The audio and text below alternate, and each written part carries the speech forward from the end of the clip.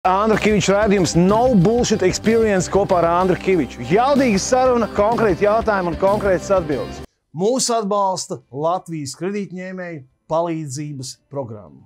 Tas ir sociāli atbildīgs uzņēmums, kuras specifikācija ir darbs ar kredītu apvienošanu, jeb darbs ar esošo kredītu līgumiem. Aicinu ikvienu apmeklēt lkpp.lv un pievienot esošos līgumus, lai samazinātu esošo procentu pārmaksu, ikmēneša maksājumu un termiņu. Nevelc garumā, jo kreditori aprēķina procentus pa dienām. Ņem vērā, pat ja tev ir tikai viens kredīts, arī tad tu vari gūt būtisku ietaupījumu. Piedāvājums, ka ir sabiedriskas darbības veicējiem. Mīļie draugi, un šodien pie mums ciemos ir advokāts Arturs Zveselnieks. Sveicināts! Sveiki! Klausies, man baigi interesanti bija uzaicināt tevi uz sarunu, jo tu esi aktīvs Twitterī, un vispār, man liekas, tu esi viens no 3 cilvēkiem, uz kuriem ir patīkami skatīties preses klubā. Tur parasti ir 3. 3, kas tur vispār piedalās. Ir tāds sevi, ka tu esi gudrs vecis un kaut ko saproti un tā. Un es gribu runāt par to, par ko šobrīd Latvijā runā visi. Mūzikas akadēmijā, seksuālā mobbinga skandāls, vārds aiz vārda parādās pasniedzēju vidū. Tagad nāk klajā aizvien jauni un jauni iesniegumi no meitenēm, aizvien jaunas liecības. Nevairs tikai no mūzikas akadēmijas, bet arī no mākslas akadēmijas jau. Un tu biji rakstījis Twitterī, ka baigi jocīgi, ka neko neizmeklē, bet veči jau lido no amatiem, ka viss tas tiek pasniegts vispār bez izmeklēšanas un bez nekā, vienkārši baigi tā, ka tā točna ir. Un teica, ka gadījums ir dzīves, kad meitene piedzerās, izģērbjās, apguļās blakus vīrietim kaila, un pēc tam paziņo, ka viņi ir izvaroti. Tas neviens vien tāds gadījums, jā. Tiešām ir tādi gadījumi? Ir tādi gadījumi, jā. Diemžēl gan daudz. Tas nav nekas jauns. Jā. Tas ir varbūt kaut kas jauns priekš mums Latvijā, bet Amerikā, citur Eiropas valstīs, kur ir šī kreisā ideoloģija ar daudz ilgāku laiku, jā, tad tas ir viens no tādiem ļoti ērtiem veidiem, kā izrēķināties ar savu nevēlamo. Jā. Piemēram, virzīja cilvēku uz Amerikā uz augstāko tiesu Trumpa laikos vēl, jā. Un tad tur viena sieviete pēkšņi atcerējās, kad sazina, cik tur 20 gadus atpakaļ, jā, viņš viņu turpat neizvarojas, bet tur kaut ko arī uzmācies, apgrābstīs, ko tur, jā. Un, protams, momentā, jā, tad par cik viņš bija labējo virzīts, tad uzreiz visi kreisie ir pilnīgā pārliecībā, ka tas tā bija, un cilvēku pa televizoriem nomelno, un tā tālāk, un tā joprojām. Ej, tu pierādi, ka tu pirms 20 gadiem to kundzi neapgrābstīji. Un galvenais, ka internetā jau tas paliek. Iziet jau ar to, ka tu to, jo tiklīdz kāds kaut ko tādu pastāstā, uzreiz tas ir, viss tas tam tic jau, un bez maz tev ir jāpierāda, ka tā nebija. Zinām, man gribētu. Un kas ir ļoti efektīvi, jā. Ka parasti jau neatcerās, ka tas bija vakar. Bet tas bija pirms sazina cik tur gadiem, ja? Un šeit jau arī tajā mūzikas akadēmijā, man liekas, tur tās atmiņas. Viena tā spilgtākā epizode, ka es piedzēros un pamodos sazinkam blakām, ja? Tas jau arī nebija vakar, ja? Un zini, man baigi mulsina, ka nav tā, ka, piemēram, un mums ir iesniegums no meitenes. Tātad, kas notika? Viņš pienāca man no aizmuguras, tur, izlauza rokas uz aizmuguri un iebāza man 2 pirkstus kaut kur un teica, tu nenoliksi šo eksāmeni. Kaut kādi konkrēti. Uzreiz novākam līniju, ja es uzreiz pateikšu. Ja. Protams, vardarbība, tur seksuālā vardarbība, tur gramstīšanās, virināšanās un tā tālāk, tie ir kretīni, idioti un tam līdzīgi. Tur vispār nav runa, ja, vai ja tu tur, teiksim, paņem piedzirdu meiteni līdz nemaņai un tad tur viņu izmanto, ja, vai tur vispār tādiem, kas tur kaut kādas glāzēs piemet kaut kādas tabletes tur vai narkotikas, ja, tādus vajadzētu. Kastrēt? Kāpēc ne galu galā, ja? Un par to vispār nav runa, ja? Par to vispār nav runa, ja? Bet runa ir par to, ka, atceramies pēc 5 gadiem, ja? Un piedod, atvaino, mēs savā laikā, studiju laikos, ja sadzērās pa daudz un pamodās sazina, kuram bija zila acis, ja, tad štukoja, ka nākamreiz jādomā, cik daudz tu dzer un ko tu dari, ja, kad piedzeries. Ja, bet neskapēc šajā virzienā, ja tu piedzeries un pamodies blakus ar svešu vīrieti, ja, tad varbūt tomēr arī jādomā, ko tu darīji. Ja. Bet tas, protams, nav gadījums, ja tev esi tur narkotikas piebērts vai vēl kaut kas, ja, tas ir cits stāsts. Ja.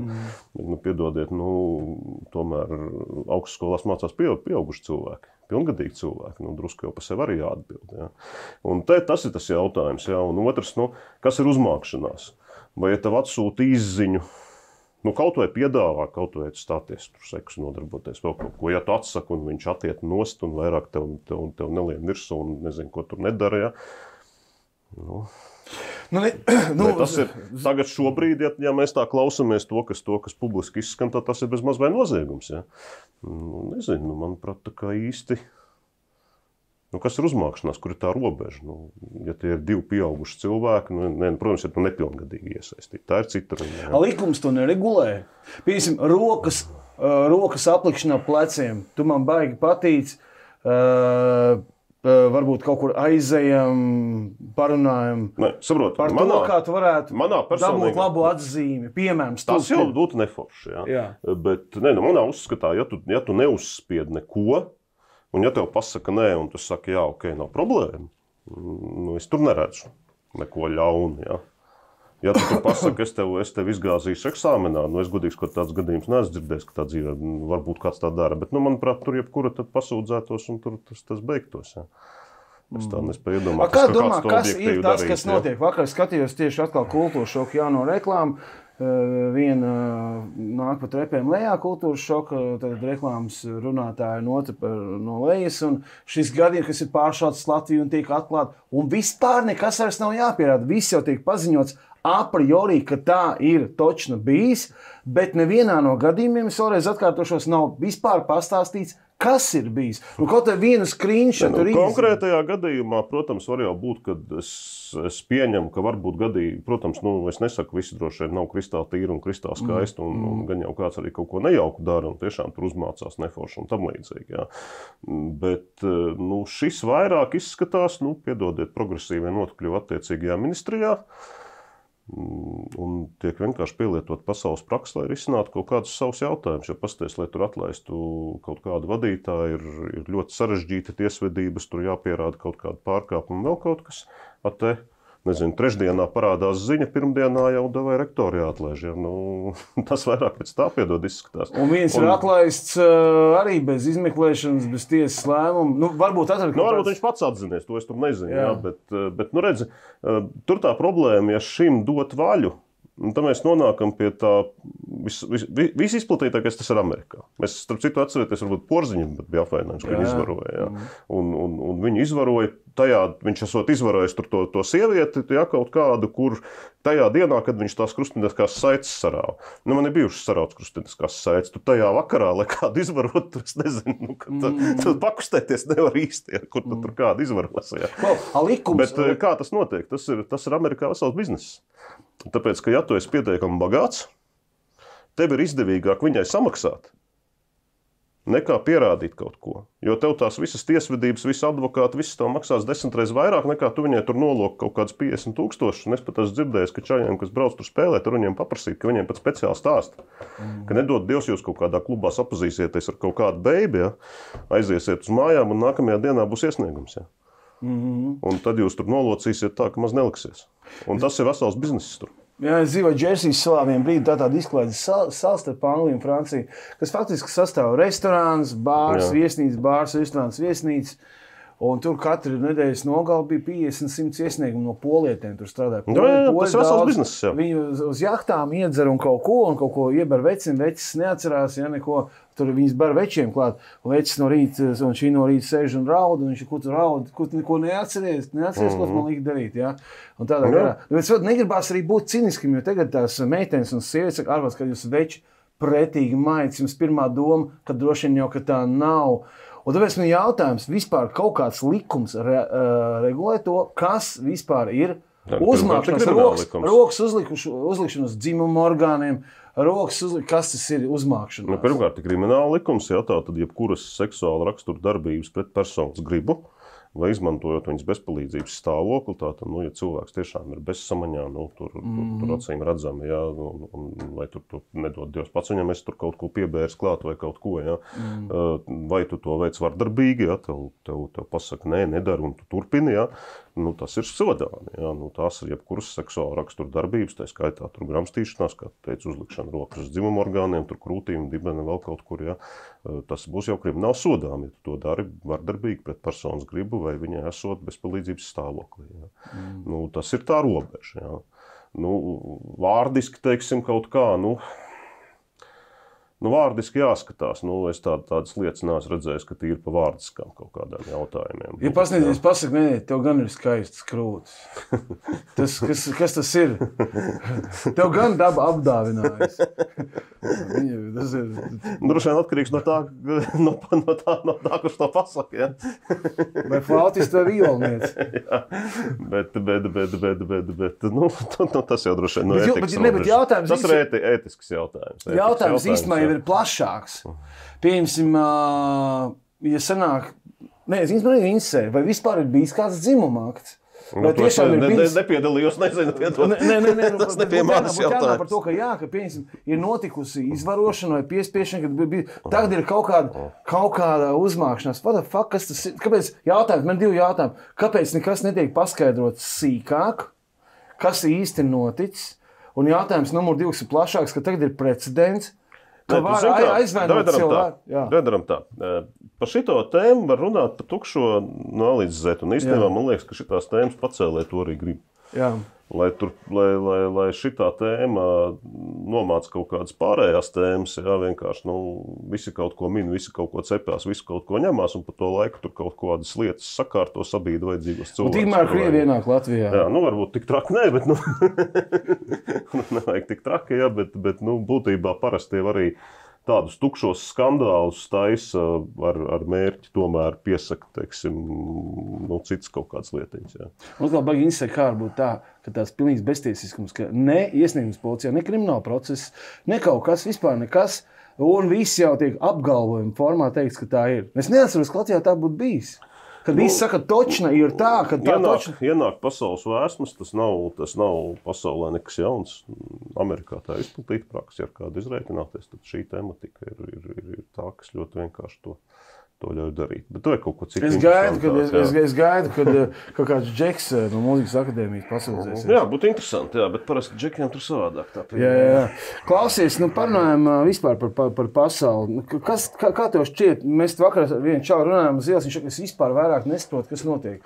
Žogu uztaisīt nevar. Cūku karikatūras ombuds pasaka, ka nav neviena aizskārušas, kad vienkārši izskatās, ka sabotē pašu savu valsti. Kā tev tas viss izskatās? Civilās aizsardzības plāna nav, patvērsmes nav, armijā tiek pusi no 300 cilvēkiem pārējie nevar paskriet. Uz 10 jautājumiem ļoti reti, kad ir viena atbilde. Jā.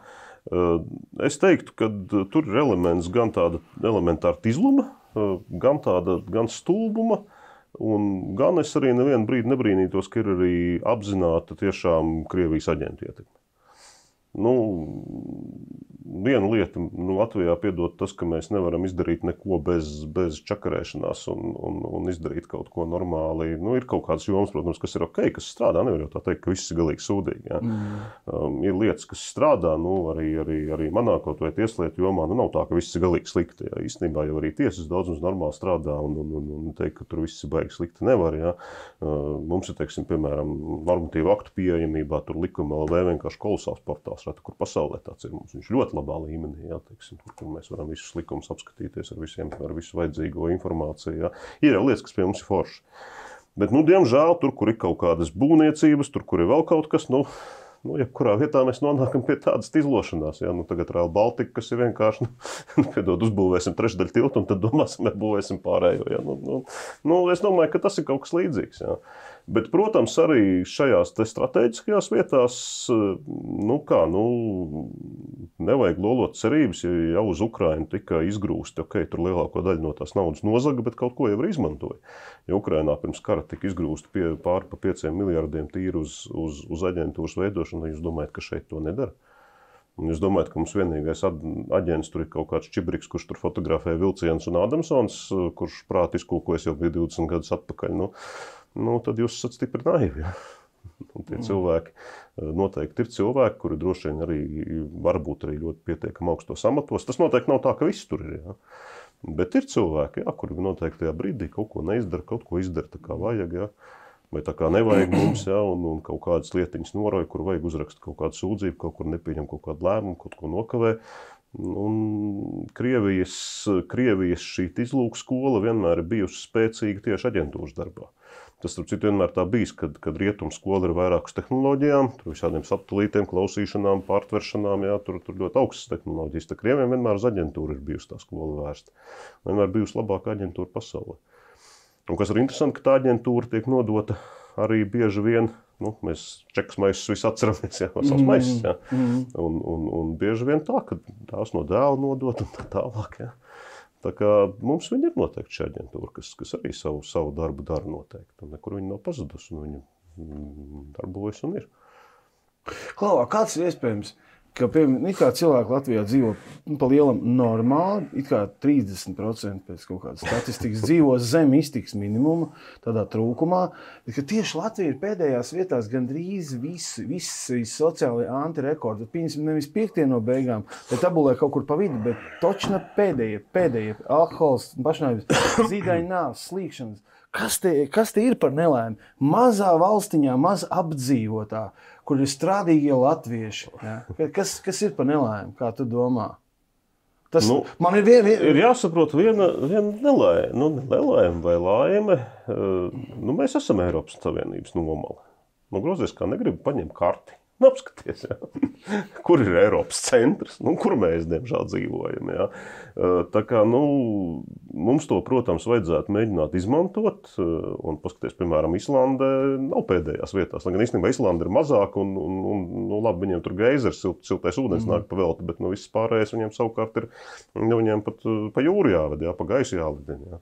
Bet dzīvo viņi labklājīgāk nekā mēs, un iedzīvotājs skaits viņiem nemaldos par 500,000. 300,000. Viņiem parāda saudzina. Es biju šokā par to. Tā kā, protams, var, un viņi ir vēl tālāk nekā mēs no visurienes, ja, pie tam jūras vidū. Ja.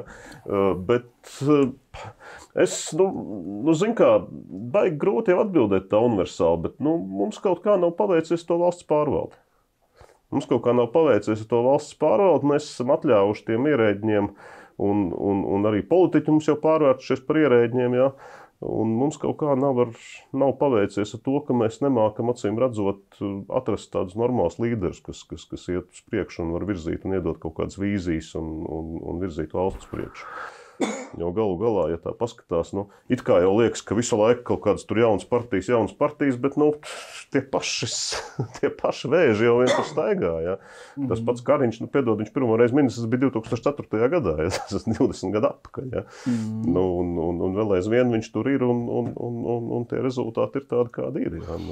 Uz kruspunktiem zvanīja viens vīrs, Latvijas radio viens tāds sakarīgs, un teica, ka viņš izlasīs kaut kādu grāmatu, viņam pa Latviju viss ir skaidrs, ka Latvija ir tā kā tāds kuģis, ja, kurš ir pilnībā kontrolēts un kurš dodās vienā kaut kādā virzienā, un tu vari mainīt apkalpi, cik tu gribi, respektīvi, deputāts un tā tālāk. Viņš iet, kur viņš iet, virziens ir izdomāts un skaidrs, un viņš dodās tur. Nepiekrīt absolūti. Es domāju, ka drīzāk mums ir, atsaucoties uz grāmatām, bija tāds tā gari stāstīt, bet bija tāda grāmata par poļu burukuģi, kur trenējās komandas, un tad tur dažādas maiņas sastrīdējās. Studenti savā starpā katrs izlēma doties savā virzienā, bet beigās visi paskatījās, ka beigās jau vieni brauc tā kā uz ziemeļrietumiem, otri uz dienvidrietumiem, bet beigās jau zigzagā tas kuģis uz turienes stūrē. Ja? Mums līdzīgi pamainās tur kaut kas vadībā, drusku varbūt tas kuģa kursus, bet virziens tas pats. Bet tur ir tā nelaime. Ja? Mēs tomēr esam tajā nomalē. Mēs varbūt pārāk daudz arī gaidam un pārāk daudz domājam, ka mūs kāds no ārpuses ietekmēs ieviesīs kārtību. Neieviesīs kārtību. Mēs esam Eiropas Savienības maliņā. Ja tu paskatīsies uz karti, tad mēs priekš Eiropas Savienības esam tāds zilupi. Un tagad man pastāst, kas ir zilups mērs. Nezinu, jā. Un ko viņš tur dara? Ivanovs nav? Jā, viņš jau nomainījies, jā. Un saprot, un kamēr tas Ivanovs tur gluži Krievijas karogu nepaceļ, jā. Kā viņš tur iekšienē, piedod man, kādām meitenēm uzmācās vai neuzmācās, un kam ir dibenā iekniebs, vai viņš krieviski vai latvisku dziesmas dzied. Liela mums vienalga. Un piedod man, bet tai Parīzē un Briselē un visiem pārējiem, mēs esam tādi zilupi. Un kamēr mēs to Eiropas Savienību karodziņu te turam, ja, kā mēs te paši savā starpā tiekam galā? Viņiem ir tikpat daudz svarīgi, cik tev kas zilupē notiek. Jā. Vai tur uz ielas ir bedra vai nav, zilupas centrālās ielas, tu zini, tur ir bedra vai nav, ja? Un tieši tāpat Briselē zina, vai šeit Rīgā uz ielas ir bedras vai nav. Un kamēr mēs gaidīsim kaut kādu debesis mandu, ka mums tur no zilupas, vai es nezinu, varbūt kāds no Maskavas gaida, ja, vai no Vašingtonas, ka mums atvedīs, nu nē. Mēs esam viņu zilupi. Tieši tā, kamēr paši savu pagastu nepaņemsim un nesakārtosim. Tad pašā laikā austrumu robežu. Jā, zilupi arī mums ir austrumu robežu, bet tad, ja mēs sūdus taisīsim, atnāks NATO tanka un, kā teikt, mums te nolikt pie vietas. Tas ir tieši nākšais jautājums, ko es gribēju pajautāt par to, ka viens mums te nepalīdzēs. Mēs dzirdējām tādu ģenerāļu tekstu par to, ka nāks iekšā, ja Krievi nāks iekšā, tad 2 nedēļas jāturās lēšiem pašiem, pēc tam tas it kā tā nav saprast. Es domāju, kā nav saprast. Tas tomēr ir kaut kāds 5. pāns, tas ir kaut kāds juridisks dokuments. Ko tu kā jurists var teikt? Kā tas īsti ir? Viņš ir melns uz balta, vai viņu var interpretēt, vai tur politiskā griba vajadzīga. Jo cilvēki ir īstenībā, viņi jau to tā neizrāda. Es, piemēram, jūtu spriedzi sabiedrībā baigāko. Neviens neteiks, zina, es esmu nobijies. Visi tēlo, ka viņi nav nobijušies, bet īstenībā es domāju, ka Latvijas sabiedrība ir tādā stipri virs vidējā stresā par to, kas būs nākotnē, un vai nāks palīgā kāds, vai nenāks palīgā. NATO 5. pants nav automātisks, bet svarīgs ir šis te divpusējais moments. Kamēr NATO kā NATO nostrādās par paiet zināms laiks, jo tur jābūt bez maz vai vienbalsīgam lēmumam, bet svarīgs ir šis divpusējais. Un teiksim, jā, mums pēc NATO tur, nezinu, Ungārija var nepiedalīties. Dievs ar viņiem iztiksim tur bez 10 Ungāru karavīriem. Jā. Ja mums pieslēdzas Francija, Vācija, Lielbritānija un ASV, pārējie jau, teiksim, bez viņiem kaut kā. Un tāpat Zviedrija un Somija būs ļoti svarīgi. Jā. Tā kā svarīgi ir šie divpusējie, svarīgi, lai šie karavīri būtu uz vietas. Man tas noskaņojums ir vairāk vai mazāk pa vidu. Protams, ka mēs nevaram paļauties, ka kāds cits mūs sargās. Mums jābūt pašiem gataviem maksimāli. Ko tas īsti, piedod, tev parādās, ko tas īsti nozīmē? Kā Andris Kivičs var būt gatavs? Māk šaut ar G36, ar Glock 17 māk šaut? Tas ir tas, ko mēs neesam izdarījuši. Jā, mēs neesam izdarījuši, ka Andris Kivičs nezin, kur viņam jāiet. Jā. Būtu jābūt tā, ka Andris Kivičs ir izgājis mācības. Andris Kivičs, kad ierauga, lai kas tur būtu, vai Rinkevičs, vai kuras seja tajā brīdī tur pa televizoru saka, ka draugi nav labi un nāk virsū, ka Andris Kivičs zina, skaidrs, man ir jāiet tur un tur. Vēl labāk, ja viņam nevis kaut ko jāiet uz kaut kādu lielu noliktavu, kurai ridos virsū raķete, bet ka viņam mājās jau stāv. Viņš ņem, zina, kur iet un ko dara. Un tieši tas pats ir jābūt ar civilajiem, un tā mums nav absolūti. Tas ir tas, kas ir steidzami neatliekami. Un atkal loži pēc sabotāžas. Bet noži, kā var nebūt civilā plāna? Pateikšu vienkārši raspizģēstos, gan pēc sabotāžas. Jā. Es domāju, ka tur ir abi elementi. Gan viens, gan otrs. Ka tur ir cilvēki, kas to apzināti pretdarbojas un nedara. Un ir cilvēki, kuri vienkārši, atsēž savu amatiņu vai kādam nevienācis prātā un tā tālāk. Tur ir abas šīs lietas kombinētas, un tas tā ir. Jā. Mums ir jābūt, un tur nav jautājumu, mums ir jābūt gataviem. Ja mēs pirmās dienas noturēsimies, tad, es domāju, būs arī 5. pāns. Bet mums ir jābūt gataviem, jā, varbūt nedēļa, varbūt 5 dienas, varbūt 2 nedēļas. Jā. Bet mums būs kaut kāds brīdis, kurā būs jāsāk pašiem. Būs jāsāk pašiem turēties. Kā tas attīstīties, grūti teikt. Jā, vai tas attīstīsies? Protams, vislabākais būtu, ja mums te būtu jau tagad nevis 10 tanki, bet jau, 500 tanki pa Baltijas valstīm visām. Jā, tad droši vien būtu mazāk tā iespēja jau uz to. Par to ir jādomā, lai tas būtu. Bet mums jābūt absolūti gataviem. Baigi mistiski iepirkt diezgan daudz tehniku uz 27. gadu Himars. Un ko tur vēl? Kāpēc tieši uz 27. Nē, tā tehnika viņa jau nestāv veikalā plauktā. Viņi ir jāsaražo. Jautājums, vai viņus to 27. saražos. Mēs jau redzam, ka, diemžēl, tā militāra industrija Eiropā ir tik nolaista, ka mēs pat nespējam vairāk šāviņus ražot kā Ziemeļkoreja. Vienkārši tupa nav kas ražo. Tev nav iekārtas, nav cilvēku, nav. Tas jau viss ir vajadzīgs, tas ir jāizdara. Un to izpildījumu mēs redzējām Ukrainā. Pirmās sāk lidot raķetes, daudz, pa visurien pēc kārtas. Un tad lēnām nāk iekšā bruņu tehnika. Bruņmašīnas, tanki. Tas katreiz var būt savādāk. Divi kari, reti kad kari ir vienādi. No kā, piemēram, kāds ir plāns? Es neesmu militārists, varbūt ļoti dažādi tie plāni. Ja mēs sagaidām... Pa zemi tak neviens neskrien vairāk. Pirmie pa zemi neskrien. Protams, ka pirmais būs, ja būs, jā, tāda. Bet tikpat labi, pirmais var būt arī, kā teiksim, jā, viens tas bīstamais moments bija tā, ka Prigožins, piemēram, jā, bija parādījies tajā Baltkrievijā. Es pateikšu vienkārši, jā, tas tā brīža mūsu gatavības līmenis tur bija galīgi sūdīgs. Un, piemēram, no Baltkrievijas robežas līdz Daugavpilī, tas cik tur 30 kilometri, jā. Piedod, cik tas ir. Un kas tos tās robežas apturētu? Tas ir stundas laikā Daugavpils būtu kritusi, bez jautājumiem. Un, ja piedod man, iedomājies, tur jau nevajag neko, ja? Lai ieņemtu Daugavpilu pie tā brīža pretestības, un droši vien arī šodien. Tur gaidīt, ka tur baigākie karaspēki vajadzīgi? Nē. Kas tad tur 200 km pie robežas fiksi pieskrien, tur nekāda smagā tehnika baigi nav vajadzīga, līdz Daugavpilī 30 km metiens. Ja paralēli, teiksim, tas, kas bija Ukrainā, ko jau Ukrainā pēc parādījās, ka Ukrainā bija iepriekš mērķtiecīgi sūtīts diversantu grupas, ja, kuras Kijevā pēc tam ķēra ārā. Un pa Kijevu staigāja diversantu grupas. Kas liek domāt, ka šeit tāds nav iesūtīts? Un kas tu, teiksim, iedomājies, ja, pāriet robežu pie Daugavpils, brūk iekšā Daugavpilī, tālāk paralēli kaut kur Latvijā kaut kādas diversantu grupas kaut ko spridzina. No rīta tur Siliņai 3 naktī sāk zvanīt, tur Liepājā uzsprāga, Ventspilī uzsprāga, Kuldīgā uzsprāga, Limbažos uzsprāga. Ja. Kas tur notiek? Tikmēr 30 km no robežas ir pārvarēti. Jāatcerās, piemēram, Daugavpilī ir lielākais Latvijas cietums. Atceramies, kur Prigožins savā laikā Vagnerā, no kurienes nāca kaujinieki. Ja. Lūdzu tev. Tev pat nevajag, ka tev jau ir, ja. Tur kaut kādi gandrīz, kad 1500 cilvēki jau sēž, ja. No kuriem lielākā daļa runā kādā valodā uzminiet. Jā, mīl kuru valsti. Tur rēķina kādi 500 uzreiz klāt, ja. Kuriem tikai jau gruzaviks ar automātiem jāpieved, ja. Un lūdzu, ja. Un kaut vai pat, ja viņi nepāriet Wagnera pusē, ja paliet 1500 cietumnieks paskrēdīt vienkārši. Ja. Tā kā tie scenāriji var būt ļoti dažādi. Tas nav obligāti tā, ka tas tā notiks. Ja. Un tajā brīdī, kad virs Daugavpils plīvo Krievijas karoks, ja, tad rodas jautājums, kuram ir politiskā griba dot pavēli un teikt, iet mirstiet. Vai būskam. Tā kā tur tie scenāriji var būt ļoti dažādi.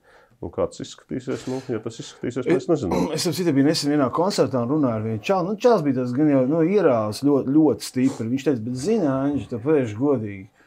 Man vienalga, godīgi sakot, kas ir pie varas, vai kaut kāda Krievi pie varas, vai šitie nelieši pie varas, ja, kas te tauta apzaug un lidinās pa gaisu un taisa uzrakstu zopa 140 štukā. Es tīvu tā klajā tā nodokļu izšķērdēšana. Un es tā sāku domāt, arī es saprotu, ka vecmā viņam reiz stāstīja, ka ienāca Krievi iekšā, viņi saka, kā televīzija, paņēma radio, bet visi saprot, Luksusforu turpināja miģināties, trolejbus un autobus brauc un cilvēki devās savās darba gaitās, vienkārši ir cita vara. Un tas zēns, kur es biju tikko, es biju Kurzemes pilsētā, ja, viņš kas būs pie varas, tas būs. Es jau tāpēc iešu uz savu šansi. Apmēram, un es biju baigi pirmajā mirklī pārsteigts, kā tu varētu arī dzīvot, ja Latvija piederētu Krievijai. Nē, tu saproti, pa lielam loģiski, ja tas nenotiek tā, kā tas notika Ukrainā, ja tas notiek tā, kā tas notika 40. ka bez šaušanas iebrauc, tad parastajiem cilvēkam pa lielam tas tā arī izskatītos, ja. Un, protams, ir kaut kāda daļa vienaldzīgo, jā, ir kaut kāda daļa, kas pārsviedīsies otrā pusē, ir kaut kāda daļa, kas centīsies pretoties, tas jau jebkurā sabiedrībā tā būs. Jā. Vienīgais, kas ir jāsaprot, ka, manuprāt, ja šeit būs otrais Krievijā, tad nebūs nekāda Latvijas PSR. Es domāju, ka mūs brutāli pārkrievos. Nebūs ne latviešu skolu, nekā. Es domāju, ka tas, ko šobrīd mēs redzam Ukrainā, tur, ja tu latvisku uz ielas runās, tev būtu purnu sitīs. Jā. Jo es domāju, ka to kļūdu, ko viņi izdarīja padomju laikā, ka viņi atļāva tomēr tās nacionālās republikas, viņi neatkārtos. Mēs vienkārši būs tā kā tās Sibīrijas mazās tautiņas, ja Krievijā ir ļoti daudz to tautu, kuras faktiski ir iznīcinātas būtībā. Tā kā es domāju, tas būs mērķtiecīgi, mūs nežēlīgi vienkārši iznīcinās mūsu valodu, mums neļaus runāt latviski. Par runāšanu latviski tev cietumā liks. Vedīs prom dzīs uz Sibīriju vēl kaut kur, te nekādu Nebūs pat Staļina laika, būs sūdīgāk, teiksim tā. Nebūs PSRS laika, kur tu varēsi kaut kāds dziesmas svētkus. Es domāju, bez variantiem. Mums vienkārši viņi to kļūdu vairs neatkārtos, neatļaus te palikt. Un ko tu pats darīsi, tagad ja tu uzzināsi, ka ir sācies karš? Tu esi izgājis kursus. Es, piemēram, neesmu, jo es nevaru atļauties 3 nedēļas dzīvot mežā. Pa vīkendiem arī var sagrābstīt it kā tos kursus zemesardzes, bet man vīkendos ir jāuzstājās ar ģitāru un tā, jākoncertē. Es runāju ar viens pilsētas mēru Latvijas, viņš teica, kā, kur tev doties? Ej uz tuvāko armijas vienību, uz tuvāko armijas daļu. Viss. Viņi stājies rindās. Ko tu darīsi reāli? Pirmkārtām jānodrošina ģimenes drošība. Tas ir prioritāri, un pēc tam jau, ja būs tāda Kā to izdarīt? Jāmēģina. Ģimene ir jādabū prom, tur nav citu variantu. Kā? Vienkārši tup jādabū prom. Bet tas ir jādara laicīgi. Pēc iespējas tas ir jāizdara, protams, kad Pie pirmās deguns makas. Pie pirmās deguns makas, tad ir pašam droši vien jābrauc atpakaļ, ko darīt. Jā. Ja būs kur braukt, protams. Jā, šito arī daudz spriež, sēž. Vispār cilvēki gan izē par šito tikai runāja īstenībā. Visi baigi uz Dubaju braukšot. Jo mēs zinām, ka pēc tieši Dubaju, jo Amerika tur arī, un bezmazliet no Austrālija, Jaunzēlanda, un kaut kā tāda, man liekas, ārvalstī tas ir šausmīgi, ka mēs 24. gadā sēžam un štukojam, tas ir vaiprāts. Kur varētu bēgt šitajā laikā, kad tiešām nevarēja. Tas ir vispār vaiprāts, jā. Kurš to varēja iedomāties 22. gadā, 21. gadsimtā, vienkārši sāks šaut raķetes pa dzīvojamām mājām, jā. Nešķirojot. Galvenais par krievlodīgiem. Tu esi līdz šim neesi sapratis. Kāda starpība kādiem malodīgiem? Tur jau... kā viņš gāja? Bet pats tas princips, jā, ka vienkārši paņemt Eiropas vidū, jā, maukt, nevis risināt jautājumus. Piedod, ja tie krievi būtu adekvāti, tad viņi mūs sen būtu ar visām parpalām nopirkuši. Ko mums pa lielam vajag? Mēs dzīvotu, ja Krievija būtu normāli adekvāta valsts, kas būtu? Mēs krāvētu viņus kravas, jā, pārkrautu ostās kravas, dzelzceļš mums rulētu, ostas rulētu, mēs viņam šprotas tirgot, vēl kaut ko tur šņābējāt, vēl kaut ko, jā, un dzīvot ļoti normāli. Un te nebūtu nekāda problēma. Diemžēl, nezinu, kas tur tiem nācijas vadoņiem, tā nācija, diemžēl, tāda visu laiku, tā Krievija tāda bijusi. Jā. Tā jau būtu forši, mums blakus viena normāla, forša demokrātiska Krievija, kur būtu ekonomiski spēcīga, mēs te varētu mierīgi dzīvot. Jā. Kāda vaina? Kā viena brīdi jau bija tas 2000. laiks, pirka viņi te savus vīlus, braukāja, varēja no viņām restorānos milzīgus rēķinus taisīt. Kāda vaina būtībā, jā. Bet, diemžēl, Kaut kas viņiem tāds ir viņos, ir tas impērisms, kur tur nevar izdzīt ārā nekādīgi. Kurš no turienes nezūd, nepazūd, bet tur jau tas jau arī diezgan izskaidrojami. Piedod man, kopš 17. gada tur ir negatīvā selekcija. Visi, kas ir daudz maz normāli, adekvāti, izglītoti, gudri cilvēki, ir izšauti, izdzīti, likvidēti. Tur tas ir darīts sistemātiski no 17. gada, tas ir vairāk kā gadsimtu. Kas tur paliek pāri? Viens nav iznīcinājis tik daudz krievus kā paši krievi, tieši tā. Kā paši krievi. Un tas atlikums, tāds viņš ir. Viņiem ir kaut kāda sajūta, ka viņi pāri visiem. Ja. Klau, tu esi advokāts un arī ar ģimenes lietām ņemies. Un es šodien tā braucu uz mūsu sarunu. Es domāju, ko mēs dzirdam, piemēram, ka stāsta, teiksim, tur sievietes pie psihoterapeita vai vīrieši. Man bērnībā tēvs, tur māte man nesprat, mēs bija izstumts, un tad cilvēki apracās, un tad viņi klāpē viens otru un dzer neapmierināt, un laulības šķir laikam Latvijā 60%, ja ne 70%. Jā. Jautājums, vai ģimene vispār ir kaut kas labs?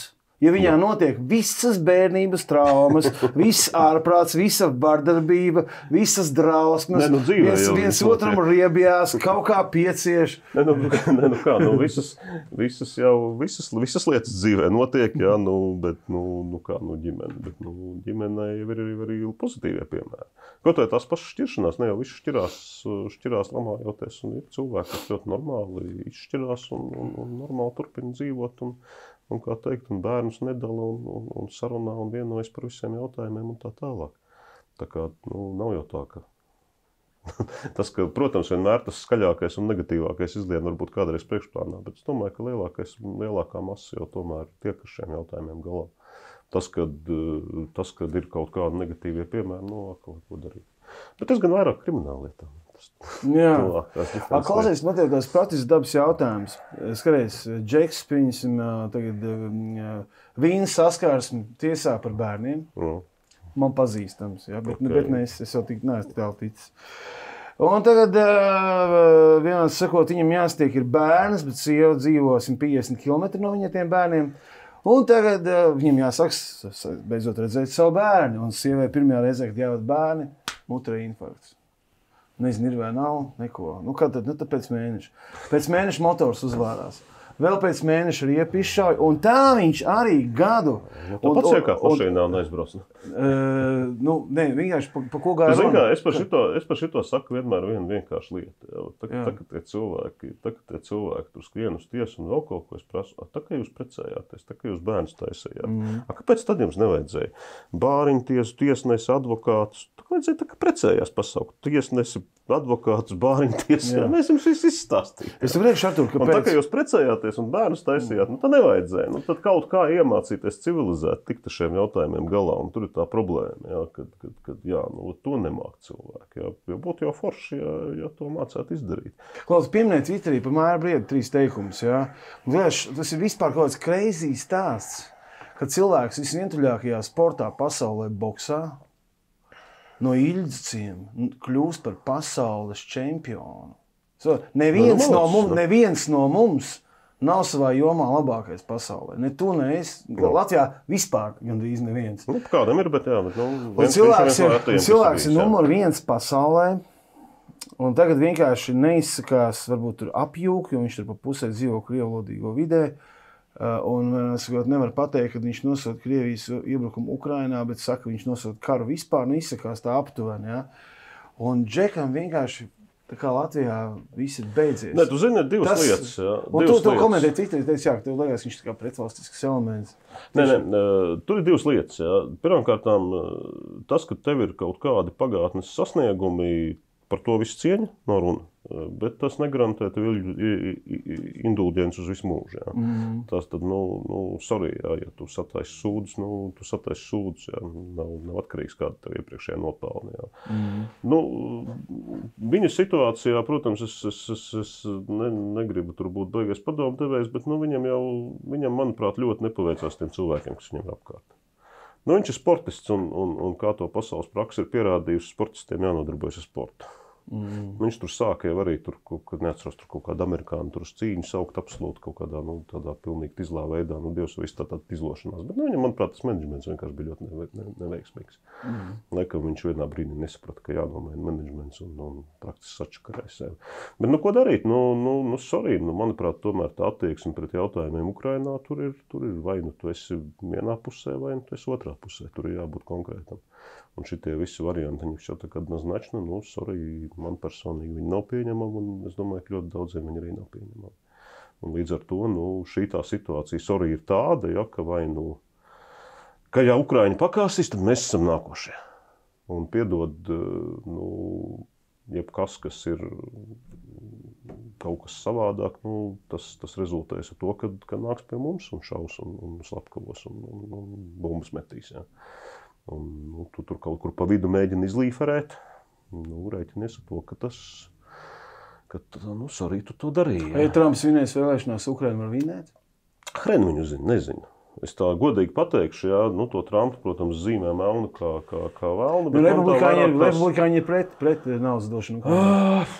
Nē, republikāņi visi nav pret. Tur ir ļoti interesanta tā situācija viņa politiskajā sistēmā. Īstenībā, ja tas jautājums nonāktu uz balsojumu, tur būtu viennozīmīgi par. Viņiem ir spīkers, kurš neliek jautājumu uz balsošanu, jo viņš ir pret. Viņi šobrīd ir uzsākuši, laikam, burtiski tikko procedūru, lai šo te apietu. Viņiem jāsavāc 200 parakstu. Ja viņi savāc 200 parakstu, viņi liek uz balsošanu viennozīmīgi pieņem. Vairāk par Trumpu, jārēķinās ar to, ka tā var gadīties, ka Trumps būs prezidents. Es nedomāju, ka viņu vajag zīmēt kā galīgi melnu. Galu galā Trumpa laikā diezgan daudzas lietas tomēr notika, kas stiprināja aizsardzību. Tā skaitā arī ieroči Ukrainai tika doti Trumpa laikā, tā nav, ka netika doti.